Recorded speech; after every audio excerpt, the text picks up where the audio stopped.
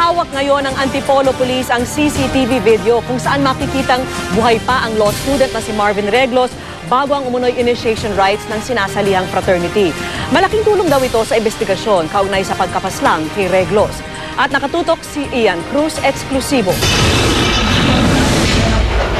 Ito ang CCTV video na nakuha ng Antipolo Police sa San Beda College. Pebrero 18 ito nakunan ayon sa Antipolo Police. Sa St. Moritz Hall daw ito sa loob ng San Beda, dakong alas 4 ng hapon. Sa videong ito, makikitang buhay pa si Marvin Reglos.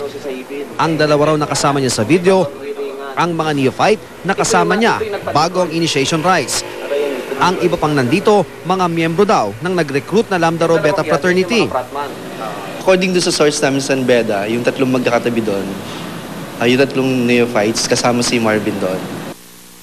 Pinanood ang video ng kapatid ni Marvin na si Lorvie. Labis ang pag-aalala na nakababatang kapatid ni Marvin habang pinapanood ang video. Subalit nagpakatatag siya sa kanyang nakitang imahe ng nasawing kapatid. Ang lalaking may sling bag at nakapula, sigurado raw siya. Iyon daw ang kanyang Kuya Marvin. Tawag dito, hindi siya mapakali. Minsan nakatitig lang siya na pag ganun siya, nag-iisip siya na nakikipagtalo na parang dinodoctrinate, parang ganun, parang ini-inform siya sa mga mangyayari. Kasi nakakapanghinayang talaga siya eh. It's not worth it yung pagkamatay niya, talagang hindi katanggap-tanggap. Ang sakit. Inabot ng mahigit 3 oras sa tambayan ng mga estudyante ang mga neophyte. Baga alas 7 ng gabi, makikita ang kausap ni Marvin ang ilan sa mga master o handler niya. Pasado alas 7 ng gabi, nang sunod-sunod na umalis ang grupo. Alas 7:09 naman, nang umalis ang grupo ng lalaking ito na paniwala ng abogado at kaanak ni Marvin ay walang iba kundi ang Grand Rowan na si Eduardo Escobar II. Malaki raw ang tulong ng video. Sa affidavit kasi ng isa sa mga neophyte na ibinigay sa NBI, sinabi nitong 17 raw ng Pebrero naganap ang initiation sa kanya at pumasok pa ng San Beda noong 18 na naka-jacket upang itago ang mga pasa. Yung pong tatlong neophytes, lahat po ay normal ang lakad at hindi pa napapalo at wala pang gasgas at wala naka-jacket. So sabi nga namin, lagi namin uulitin, hindi po pwedeng sinungaling ang video. Isasama raw sa isusumite ng Antipolo Police ang nasabing CCTV video sa piskalya. Dagdag ebidensya, pampatibay, di ba? Na maliwanag na existing yung fraternity, di ba? Ayon naman kay Justice Secretary Leila De Lima, dapat kasuhan ng lahat na mapapatunayang kasama sa initiation rites. Nakipagkita kay De Lima ang kapatid at abogado ni Reglos kaninang umaga. Pwede ay malimpitahan yung Grand Rowan ngayon ng fraternity to help NBI shed light on the incident. Ian Cruz sa Katutok, 24 Oras.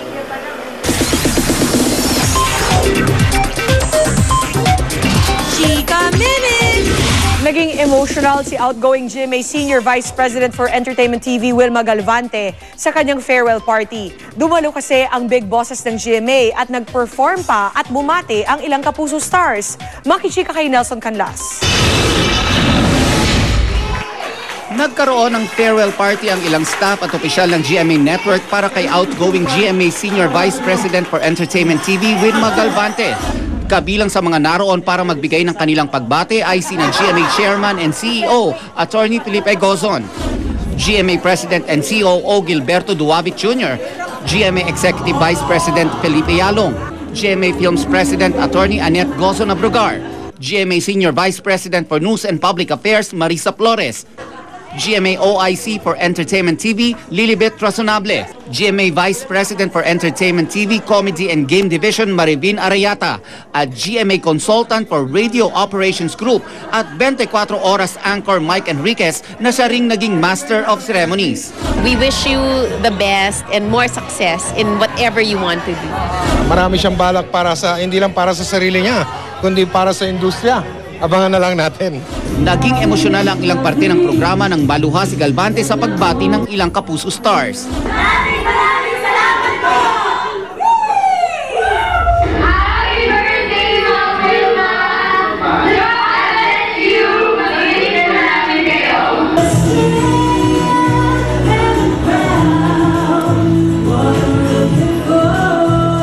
naroon rin ang ilang Kapuso stars para mag-alay ng awitin. Bumirit sina Francesca Parr, ang La Diva at Julian San Jose.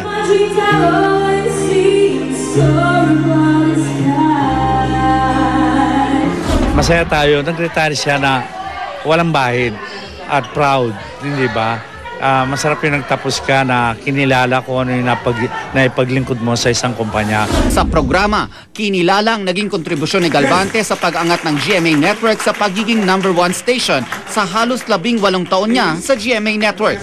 Sa kabuuan, it has been a fruitful, rewarding, and pleasant experience for both GMA and Ate Wilms. Once again, maraming salamat sa lahat ng tulong, sa kaisahan, sa lahat ng nagawa mo para sa GMA.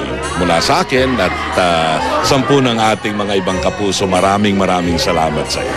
Ayon kay Galvante, sa kanyang retirement, magsisimula ang isang matagal ng pangarap, ang maitayo ang kauna-unahang Institute for Television Arts na magtuturo sa mga taong gustong pasukin ang industriya ng telebisyon. Maraming tao who are all coming together to really lay down the foundation of the academy. But it will happen and it is being put up for the industry, for the television industry. Nelson Canlas, nakatutok, 24 oras. Susunod, 14 na taong gulang na lalaki, suspect sa pangangarnap ng sasakyan ng dating mayor ng Urdaneta, Pangasinan.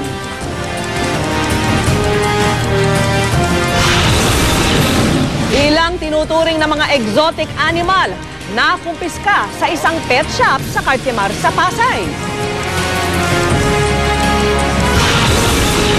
At batang babae, bakit kaya nalalagas ang buhok sa edad na 11 taong gulang?